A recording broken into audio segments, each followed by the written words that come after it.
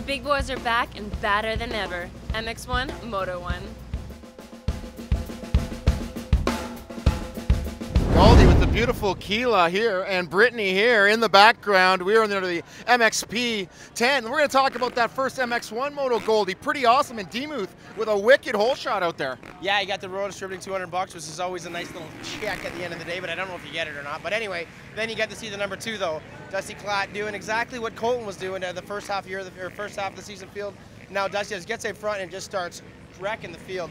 And then Demuth was looking strong. He was hanging in there, and the chasers with Canary and Carly and Troy Adams chasing him right there at the beginning of that race. And it looked like we were going to get a real good battle. And then all of a sudden, Canary kind of stole that spot from Demuth, made the pass, started looking there, and then coming from way back though was Cornell Nemeth Coster, which was great to see because when Cornell doesn't get a good start, sometimes it doesn't look like he wants to put the effort in that moto he did.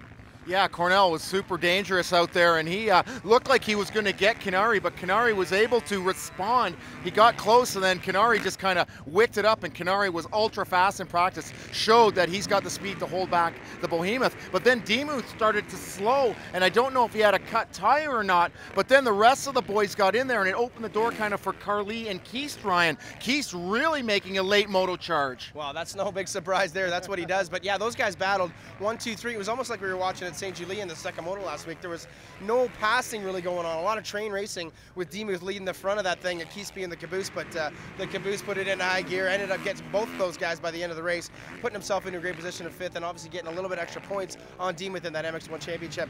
But it was all Dusty Klatt, took off way up front. We actually got a couple little bobbles on camera of him. I'm not too sure if they're going to make it in or not. So he did have a tough race as well. So, but good to see Canary back up, and Nemeth, what a great ride.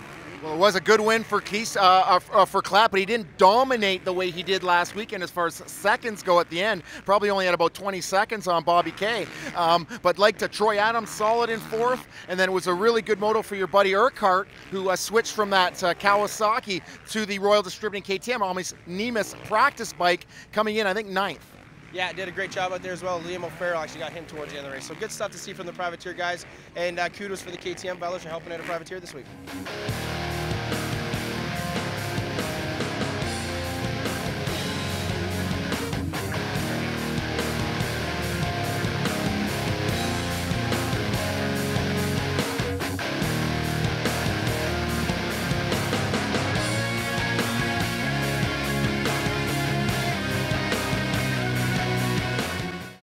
MX Performance, Canada's motocross magazine. MXP is loaded with page after page of spectacular photos and in-depth coverage of the world of motocross, both on and off the track. Whether it's at the races or behind the scenes, MXP captures the pulse of the most exciting sport on the planet. So don't be left in the roost. Subscribe now to MX Performance Magazine, Canada's #1 motocross publication. We are halfway through the day. It's time to do MX2 Moto 2.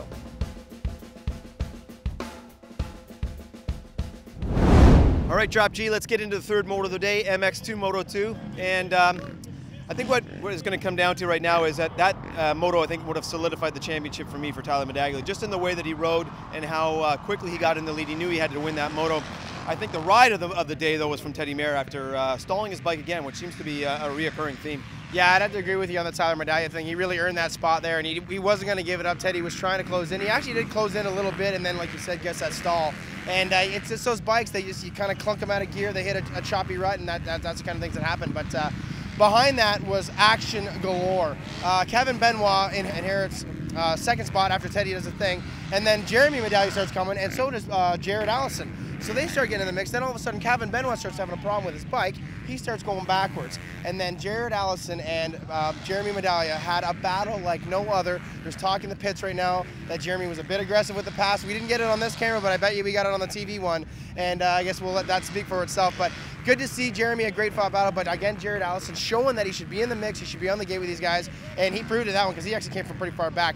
Other than that, there wasn't a lot of battles going on. Teddy Mayer rode amazing after a solid bike, like you said. And Tyler Medaglia, though, the shining point. He's got 4 motos to go, and he basically can finish second if he likes to win this championship. So good on you, buddy. Quickly, I want to talk about Daniel Blair. Had a nice battle with his teammate Spencer Knowles. That was a good one out there. Parker Allison was also in the mix. So So a couple other key players in that top 10. Yeah, actually, it was a good battle going on between Blair and Spencer. Spencer ended up running into a lapper, which caused him to not be able to climb in. We got that shot there. So tough break for Spencer, but well, you know, Tyler Medaglia, that was the first moto that he actually got a real good start. Like, he was in the top 3. He made that move quick, and he did exactly what every other champion has done under that Blackfoot tent: get out front and disappear.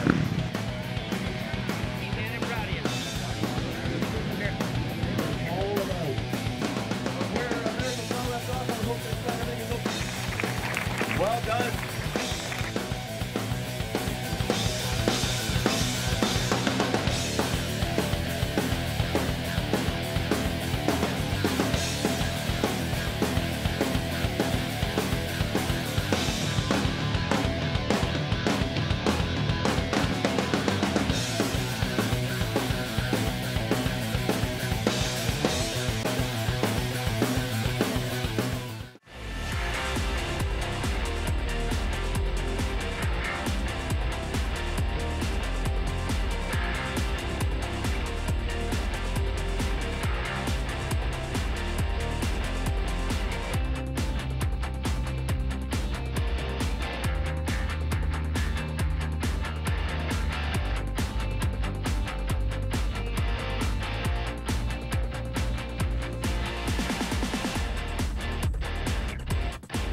Drops or the open road awaits.